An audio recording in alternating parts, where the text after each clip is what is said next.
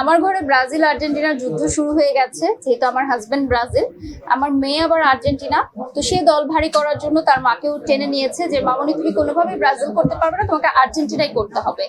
তো আমার মেয়ে তো খেলার কিছু বোঝে না, জাস্ট গোলটা বুঝে, আর ব্লু কালারটা ওর খুব পছন্দ, এই জন্য সে আর্জেন্টিনা, আর কোনো কারণ নেই। তো তার সাথে সাথে আমিও আর্জেন্টিনা আর কি।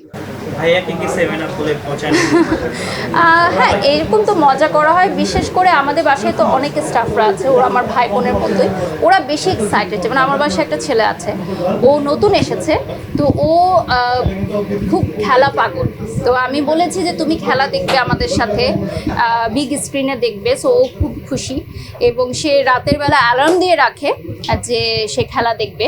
তো আমার মনে হয় এই যে একটা উৎসব বাসার মধ্যে, আমার যে ছেলেরা মেয়েরা যারা আছে ওরা খেলা দেখছে, আমার মেয়ে দেখছে, আমি মাঝে মধ্যে ঘুমিয়ে যাই কারণ আমার পরের দিন কাজ থাকে, আমাকে জয়েন করতে হয়।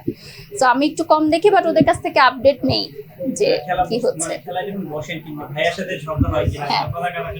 না, বেশিরভাগ খেলাগুলোই ভাইয়া এবার না টাইমিং এর কারণে একটু অড টাইমে চলে গেছে। হ্যাঁ, যেমন গতকালকে আপনি দেখেছেন ভোর 4টায়, আবার কিছু কিছু খেলা 7টায়, সকাল 7টায়।